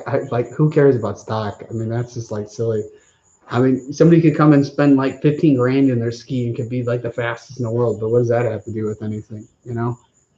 I think the RXT-X. That's why I don't understand why everybody with the RXT-X just wants to argue. It's just everything's to argue. Like, it's so silly. Like, let's just all have fun. All right. Like, my ski is not stock, and I'm not putting it back to stock. Let's see. Oh, it's getting a lot of stuff. I was going to get off, and I guess now a bunch of people are getting on. Tim asked, Waverunner, EXR, or Spark Tricks? Well, you got one that's fiberglass and you got one that's plastic. So I go with the fiberglass. Spark Tricks, I met multiple people where the hull's cracked and they went to the bottom of the river or lake. Definitely. And the Sparks have the thinnest plastic out of all of them. Idea is cool, but when you're comparing the Waverunner EXR, you probably get a little bit more for your money. And John commented Tim and said definitely EXR. Anthony said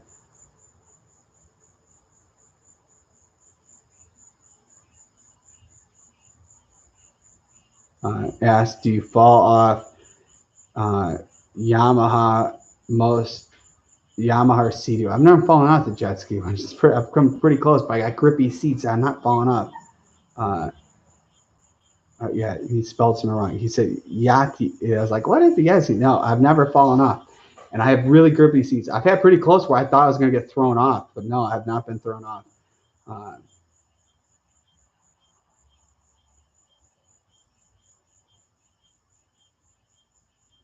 Mig said, Russell, make sure you don't have debris in the prop. Mine did, and same thing, and found a piece of plastic in the prop. Yeah, definitely you got to be careful. Riding places that there aren't debris, especially after hurricanes or storms. It's not a good thing. And when you're doing these aftermarket intake rates, they're allowed to let more water in, but you have a better chance of debris getting in there.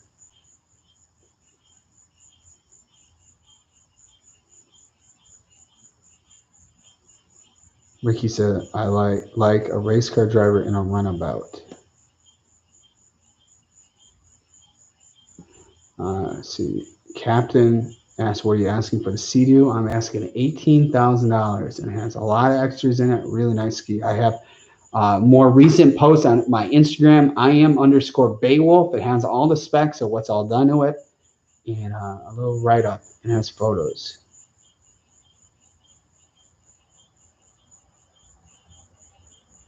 Mikey said, hey, bro, I'm riding a 2000 Sea-Doo GTX. Awesome. It's nice to see those vintage skis out on the water still. I think that's really cool.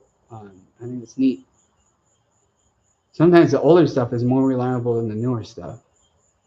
That, too, is when before BRP owned it, it was, what's it called? Can't remember off the top of my head. I should know. It's not coming to my head of what they were called. It was I'll see it and I'll be like, oh, that's what it was. I can't remember. Kevin said, sup, Wolf, thanks for the vids, yo. Thanks for watching. I appreciate that. I rewatch the videos. I appreciate it. And I try to change stuff up where it's not always the same thing. Different skis doing different things. Definitely right now it's a lot of stand-up stuff because it's like I took a whole trip out there, and I was out there for a long time riding the stand-up. That's why most of the time I do shorter rides, so the videos aren't as long.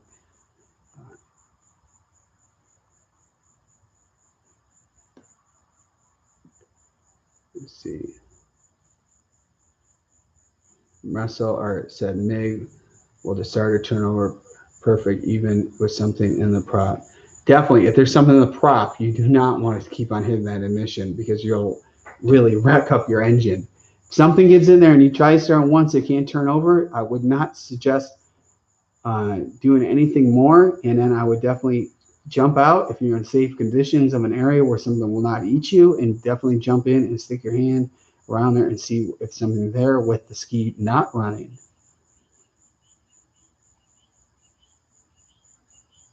Yeah, somebody said, Jerry Jacob said, my 2020 RXT-X died on the water, 13.5 hours.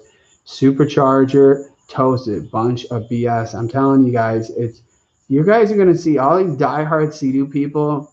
You're going to see that Sea-Doo is really cutting corners for I think it was a lot in 2019, especially in 2020. In 2021 is going to be like a horror story.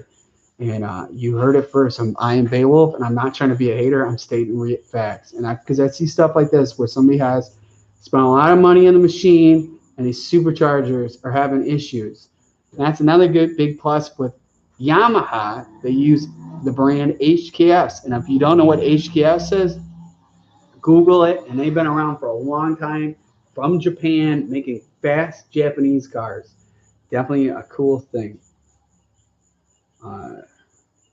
Mikey has best jet ski to buy right now. I would have to say, well, it matters. Yeah, that's a good question because it matters all what you're going for. But definitely, if you're on the list of just something all around riding that's not all about speed, then I would say the Yamaha FX SVHO. If you're running more the race feel, I'd be looking at GP 1800R. If you can't afford the supercharged one, they got the non-supercharged. It's a couple, I think, a couple of $1,000s less. But it kind of has all the kind of handling, just will not be the supercharger. And then you got the Kawasaki Ultra 310s. They're cool. I personally think if you're a lot of people like want to go on these safaris riding, then I would not buy a supercharged jet ski. I would just go with the naturally aspirated. And there's for sure no maintenance with that unless there are things over time, because all these things is, you know, the more hours you throw on the ski, the more maintenance that happens with them. So sometimes I would stay away from a supercharger if you're like think you're on a safari expeditions. That would be me. If I was riding safari expeditions all the time, not literally meaning safari expeditions, you know what I'm getting at, I would not get a supercharged jet ski of any brand because of that. Most of the time you're trying to conserve fuel to go farther, so keep on throttle hitting, get worse gas mileage. Jerry asked, tell me this is not common with CDs. Yeah, there's ones 2020s where the superchargers exploded. I had a guy DM me on Instagram, and he's like, oh, I had all these issues. I was dead in the water. He goes, what could it be? I'm like, it could be a million things. Like, I don't even know. You know, it's like, where do you even start? And it ended up his supercharger exploded, and the ski was bone stock. And I think that's a joke. I think that's, imagine if like the pieces of metal went through the seat and went through your body. I mean, that's a very dangerous thing. There was another person who bought a brand new, I think it was a brand new Sea-Doo, and a intake rate dropped, and he threw off and got really hurt. And again, it's the blame is the manufacturer and the dealer, because when they come out of the crates, the dealer should be checking all those bolts. I know they had a recall with the torque of the intake rate, but again, I think a dealer should be looking and inspecting that before you take delivery of your ski. It's just not taking it out of the crate and plopping on a trailer and say, I'll see you later. Russell says, it's common, Jerry. Unfortunately, why I made a swap to Yamaha quality is a world of a difference. As I tell people all the time, these people, I think somebody said, oh, you sell your Sea-Doo, you'll lose all these subscribers. The reality is what's the only person who's going to be hurt is actually Sea-Doo themselves once they see I don't own a Sea-Doo anymore. And I won't be as nice talking about Sea-Doo once I don't own one.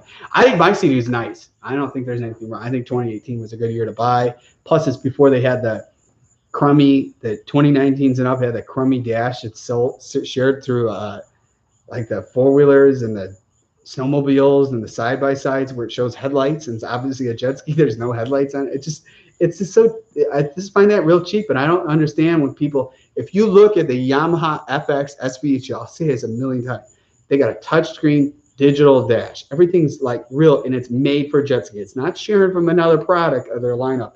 Very nice stuff. If you want to have the best comparison, RXT-X is a Yamaha FX SVHO, has the JL audio speakers with the subwoofer that's in your glove box. I'm telling you can't beat that at all. And I'm not paid to tell you that.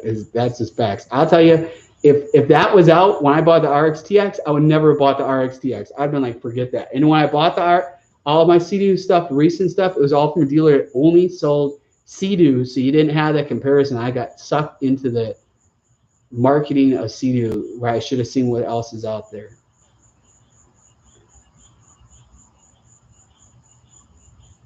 I can't pronounce your name, but he said, have you ever done the ride from Florida to the Bahamas? Super fun. Highly recommend. Definitely would be something cool to do. And in the future, that's definitely on my list to do. Maybe I could team up with a manufacturer and we do like a whole thing with like one of the skis. That if I did that ride, I would not do a supercharged jet ski just because it would lesser chance of being stranded on the ocean. That would suck, especially pulling it back. It would have to be almost like a brand new ski. Even at that, somebody said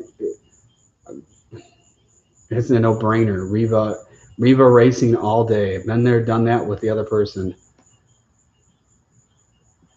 And I'm not. I don't even want to get into that conversation about that. I think I've talked about that before, but I'm not one. He's to me is old news. Many other people are all up about him, but I think he's old news.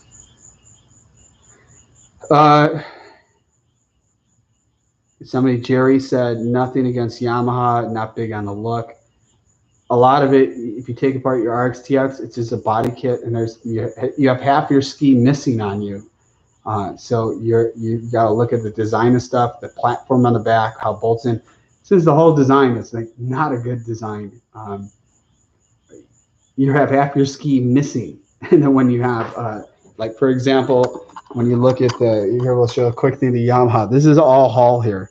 There's no like fake kit on the top. Like a majority of that Sea-Doo has all body panels to get the design. This is actually, well, there's like a cover that comes off here, but I mean, this is all kind of Hall up in this area. I just think Yamaha's one of the ultimate brands out there, but that's just my opinion.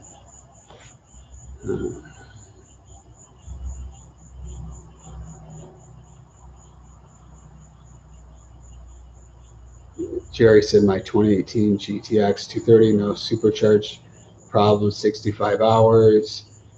I know a lot of his stuff too. Like when I had the supercharged boat, if you didn't get the supercharged rebuilt and it went out, then they voided your warranty on the ski. Russell said maybe try the 310R. Jerry, friends have some, and they seem to good quality and well more your look. And I personally think when you're buying a ski, it's not all about looks, it's reliability, because you're going out in the water. This isn't like a car where you get a tow truck come pick you up and bring you out there. You could be out there stranded by yourself. And a lot of it, if you're not pulled in correctly, you could have flood the engine with water and stuff like that.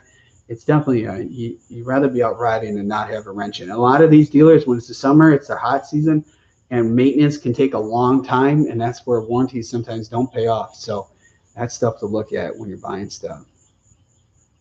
Anthony says, is 120 hours bad in a year? It's pretty normal. My brother and myself, I said this before, we went on to the West Coast and went jet skiing in like just north of LA, and my brother was on our Sea-Doo rental ski that had like 900 or maybe it was over 1,000 hours. It was crazy, man. I was like, holy gosh, and the thing was still working, which was shocking.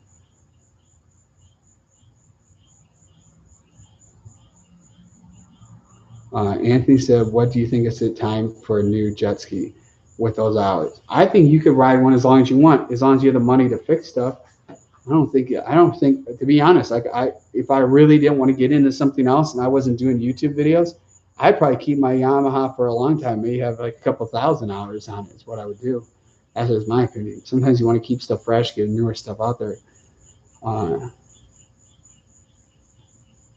Somebody asked, Anthony said, a GP crashed into me at a gas stack. That's a prime example why some people shouldn't have fast jet skis and practice before you go out there. I think the dealers selling somebody a fast jet ski, I think the Yamaha Superjet, these dealers have to buy one. You have to go get a course or a license with Yamaha before they sell it to you. It's pretty crazy.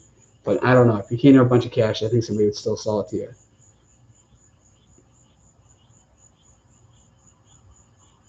Russell, the Florida to Bahamas is super fun. We do it 3 to 4 times a year. That'd be cool to do. Happy to hear. I'm super excited to give it a go. Bates said hello. I said hello back. What's going on? People talk prices. It's a little. Tupac said, "What's a good BX for a good price?" I think you asked this before, and I would look on. Example is go on PWC Trader, which is not an advertisement. It's probably the best way. You put in what you're searching for and look nationwide and look at the lowest up, and you can see what people are listing stuff for. And sometimes dealers go lower than what's advertised. I don't know what their whole rules are. The advertising online of a lower price. Russell said, I love my FX SVHO, great ride. Both have a stage 1 Riva kit all through. Kind of nervous about listening to the horror stories with the Solus prop, which I had. Yeah, definitely I've said this in past things. When I go into doing stuff, I'm going to repitch the stock prop, and a lot of the racers racing Sea-Doo, Yamaha, Kawasaki repitch their stock props. There are people out there who can do that, and it saves you some money. That's what I look at doing myself. Everybody can do their own thing. It just, you got to remember, if you file an insurance claim and you change something in there, they might not cover it. So every insurance company is different. So if you have insurance, it's a thing to think about. Otherwise, you're out of pocket. If mine cracked the hull and I was able to fix it myself.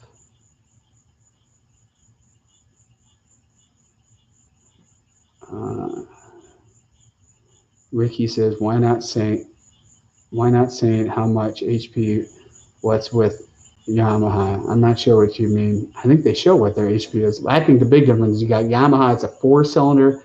Kawasaki behind me is a 4-cylinder, and the Yamaha or the Sea-Doo is a 3-cylinder. It's kind of crazy because you got the new Ford Bronco coming out. That, what is that? I think it's one of the versions is a 4-cylinder turbocharged. It's kind of crazy when you think about it. Like some of these ones, like this engine would be like, if you remember like the old like Civics and stuff like that. I mean, that engine's like what would be in a but they use it on a motorcycle, but I mean that would be like a car. It's actually kind of crazy when you think about it. You're like a car engine, and you're standing up on it. It's the ride. It's just, it's hard to believe sometimes. I believe stock. Russell said it's on 260. I believe stock. I wouldn't buy something by horsepower numbers.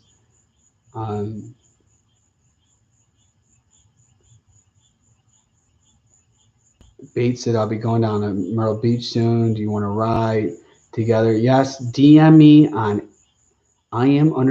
@Beowulf. And if I'm free, maybe we could do something. That would be cool.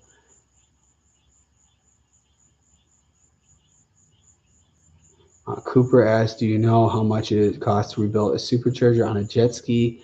Well, you first need to buy the rebuild kit. Some you can actually do yourself if you are knowledge with working on stuff. Otherwise, some, I think, companies out there, I think Riva and some of the other ones out there selling stuff, where people that sell Riva products do offer you to send it to them to get rebuilt, but you still have to get it taken out.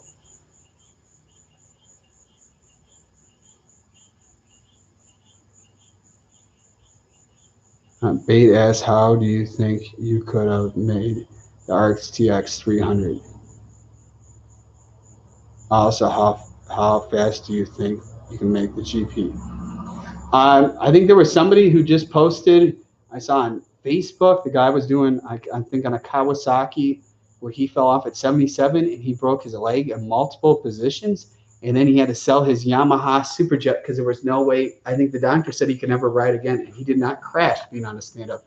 I personally think a lot of these speed things, you guys all have to be really careful, because when you land doing 80-something onto the water, you could actually, you could maybe never ride a jet ski again. That's where it's important, not just wearing a helmet, but that's stuff to think about. I personally think, because yeah, I'm not selling any of these kits, so I have nothing to lose. But I think a lot of you guys, I don't want to burst down these bubble, but I think if you have families and wives and kids and whatnot, or you're young and your life hasn't started, you don't want to have it ended by getting in a jet ski accident.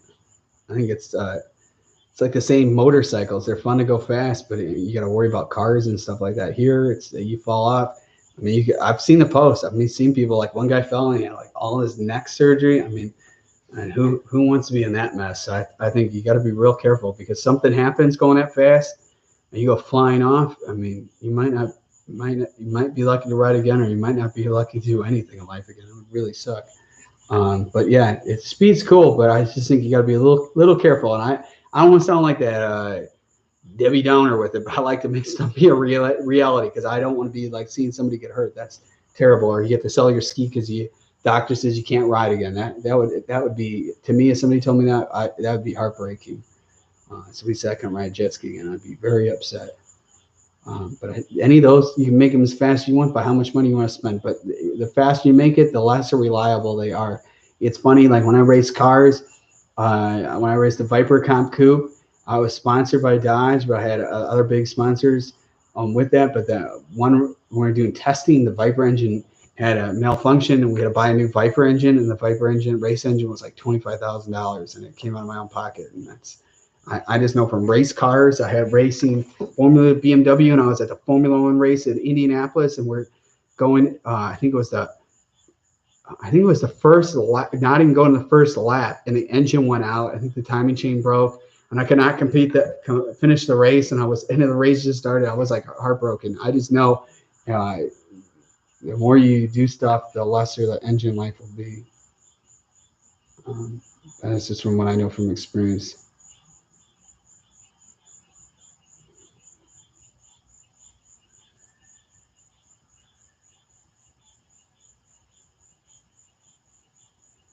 Bates said, I'm not an expert, and I only have a stage, or no, Russell said, debate, I am not an expert, only have a stage 1 kit, but that 1 is a larger motor, and I could potentially make the most power if you wanted to afterwards. That's the one thing I say what's nice about Riva Racing. They put all their stuff in a dyno, and I think their new intercooler with the Yamahas, they found, I think with the thing they added with the coolant lines, is they found one end of the engine was getting hotter, and they changed stuff with it. And I think that's cool with their testing development with that they do improve stuff. If you know, like they find something is not the best over time, they come out with something better. And I think that's the one thing that's nice with them as a company. And they do sell other people's products too besides their own. It's definitely a cool thing with them. And that's not a straight plug. I think that, you know, the world wouldn't be the same without having Riva Racing in it. And definitely it's nice to see other people having competition, but I do think they are out there. Somebody said, Bates, I'll DM you. I have no idea of when I'm be heading down. Just be careful. Coming down to Myrtle Beach, we're having too many tourists, and the coronavirus cases are climbing here. It's pretty wild what's going on. I think we're up to 6,000 something confirmed cases of the coronavirus in the county I live in Myrtle Beach. It's definitely wild of what's going on. It's flying up. I think North Carolina is on the top. It changes every day from the top 10 to the top 11 up on the top every single day. Ricky asked why does Yamaha don't say how much horsepower is on the skis? I'm pretty positive it's online. If you look at the spec sheet, it's all there. Bates said, what is the best place to buy a jet ski from close to Myrtle Beach? Everywhere around here, North Carolina, South Carolina. The states are completely sold out of jet skis. You cannot find one. But if you're looking for a used jet ski, I do have my RXP-X 300 for sale. At the specs on my Instagram, Am_Beowulf. I'm asking $18,000 for it.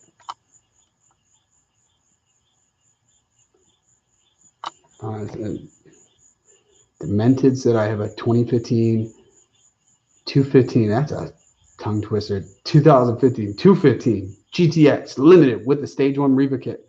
Change the top speed on or acceleration more. I have to look. I'm not sure what they even have for those ones, but they do change stuff with their kits that are out there.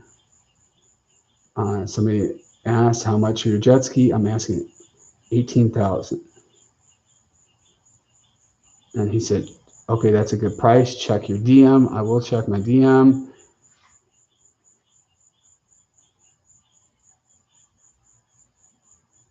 Russell said they do not give HP numbers.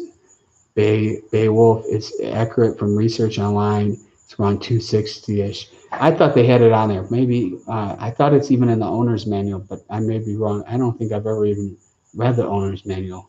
Probably not a good thing or a bad thing. I don't know. Cooper said, Bait, I recommend looking at a Facebook marketplace for a ski. That is a good place, or PWC Trader, but definitely in this area. I was like, I couldn't believe it. The one local dealer in Myrtle Beach, when they said they were sold out, and they were selling all 3 brands, and they were completely sold out, and that was like, what, 2-3 weeks ago, and like everywhere it's like, and that's just not in this area. It's coast to coast. It's everybody with the coronavirus, they can't travel anywhere, and people are all buying. Everybody's getting in the jet skis, which is really cool.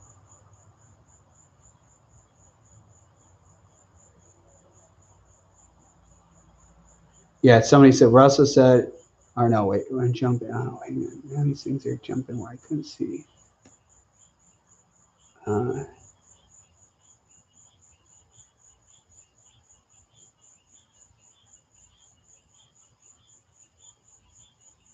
Russell said, and the reason they don't post it is Beowulf said HP isn't everything, a lot more than just that for the good ski. Well, I know too, when you go and call your insurance, they ask, you know, how much horsepower the boat has or the jet ski. So a lot of times it's kind of good they don't show it because then your insurance gets more. Like my Sea-Doos, the RXT-X was a lot more insurance per month than my GP, and my RXP is actually is the most expensive insurance jet ski I have. For whatever reasons, it could be because of horsepower or issues with them sinking because of the carbon seal. I don't know, but it is the Sea-Doos are the most expensive for me to own. I don't know why.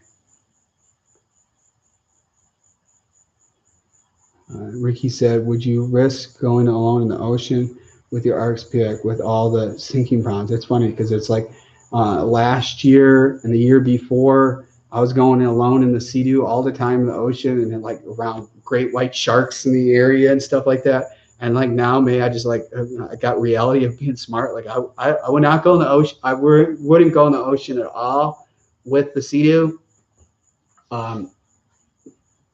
unless somebody is with me. And even that, you haven't seen a lot of ocean videos because now I'm just a little careful. I don't want to go out there with any ski. I've had sea turtles pop up right in front of me where luckily I didn't hit them, but just don't have anything happen. That'd be really sad. Let's see. We're almost at 2 hours. I'm starving. Somebody said red line question. Yes, sold out of everything. Like I said, the whole entire state, South Carolina, there were no jet skis. Place where I got in Charlotte, where I got my GP from, they are completely sold out of jet skis, and I'm pretty positive coast to coast, you have good luck trying to find a new jet ski. It's not happening. Wilmington Power Sports isn't sold out though. You know, the hard thing is they call them up and see, because I guarantee you on the online they got stuff listed and it is sold out. Francis said I pay $1K for both Yamahas a year for insurance. All right, one more question. We're getting late now. It's 2 hours.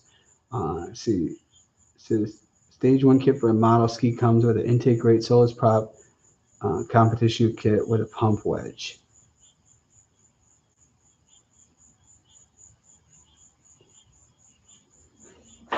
Oh, if they got 20 skis, then you're in luck. But I know all these other dealers, they're sold out. So I'm not sure this whole stage 1 kit, maybe, I think that's what he's talking about, that one ski. All right, so I think this is the end because but thanks for tuning in, and I plan to doing like 2 or 3 of these a week. Hopefully not where they're this long, for 1 hour and 53 minutes. So I'm planning on doing them. I kind of post an hour beforehand with on my Instagram stories when I'm doing this, but they're usually around 8 Pacific time, Eastern time. So stay tuned. You've been a woman, and somebody asked, have I been? Somebody said, I have a 19 RXP-X 300. Think about Riva Stage 2. What you think? Watch past videos, and I had a Solus prop explode and wreck my ski. I still had the Stage 2 kit, but I'm running the stock prep. Proof said I'll be there for the next one. Cheers. Thanks for watching. I appreciate it. I like doing this with the computer because it's not like I have to keep on looking down. I just got to get it. Like what I have to do is put this where I'm like actually like looking. And that's probably the next sentence I should have right there. So you can actually see me looking. Or it's like I didn't want to use the camera on my computer because it didn't look as good, because I think this is 1080i with this, so it's going to be really good quality. I don't think that my Mac Pro laptop has that good a camera.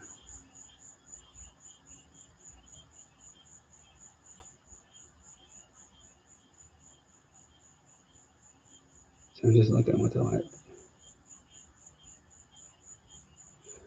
What device do you measure? I'll do that in maybe the next. I showed in my last video, and I'm pretty positive it's on my Amazon store, but I'll have to check because I just recently got it like a month ago.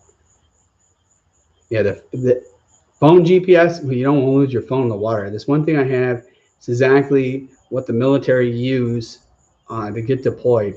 And actually, if you play like Warzone, one of the characters got the same thing on his wrist. It's very cool. It does a bunch of different stuff. And it's definitely the one I went with. And you can mount on your wrist. I really like it a lot. So it's the end of the video. Thanks for watching. I appreciate it. And I hope you guys like watching this. I think it makes it real easy to answer questions and hear from what you guys have to asking questions jet ski related. And sometimes we get a little off subject with stuff, but I appreciate this, and it's fun taking the time out to show you guys all about this. So thanks for tuning in. Be driven to win. Remember, every day is Earth Day. Stay safe, riding jet skis. Stay safe with everything going on in the world, and I'll see you guys in the next one. Peace out, Beowulf Nation.